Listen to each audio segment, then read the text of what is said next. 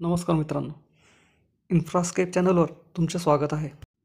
महाराष्ट्र सरकारने मुंबई मेट्रोच्या लाईन 8ला मंजुरी दिली आहे, ज्याला गोल्ड लाईन असेही म्हणतात. हा मेट्रो कॉरिडॉर मुंबईतील छत्रपती शिवाजी महाराज इंटरनॅशनल एअरपोर्टला नवी मुंबई एअरपोर्टशी जोडेल. MMRDAच्या मास्टर प्लॅनचा पार्ट असलेल्या मेट्रो लाईन 8 म्हणजेच गोल्डन लाईनचे काम लवकरच सुरू होणार आहे.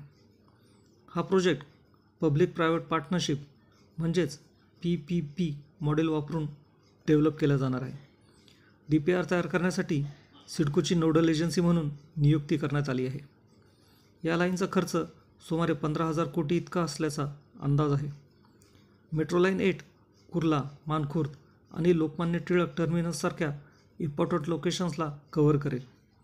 तसेच ही लाईन मेट्रो लाईन 2B बरोबर इंटिग्रेट करेल. ही लाईन 35 किलोमीटर लांबीची असेल, ज्यामध्ये 25.8 किलोमीटरचा एलिव्हेटेड ट्रॅक आणि 8.2 किलोमीटरचा अंडरग्राऊंड सेक्शन असेल.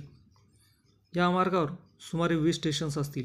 रेग्युलर मेट्रो रूट्सपेक्षा कमी स्टॉप असलेली गोल्ड लाईन दोन्ही एअरपोर्टमधली आवश्यक कनेक्टिव्हिटी मेंटेन करून ट्रॅव्हल टाईम रिड्यूस करण्यासाठी डिझाईन केली आहे. गोल्ड लाईन मेट्रोचे स्पीड नॉर्मल मेट्रोपेक्षा अधिक असेल. या मेट्रोचा वेग अंदाजे 90 किलोमीटर पर आवर इतका असेल. या मेट्रो लाईनवर दररोज सुमारे 5 लाख लोक प्रवास करतील अशी अपेक्षा आहे. मेट्रो लाईन 8मुळे दोन्ही एअरपोर्टमधला ट्रॅव्हल टाईम 75% कमी होईल. एका एंडपासून दुसऱ्या एंडला 30 मिनिटात पोहोचता येईल.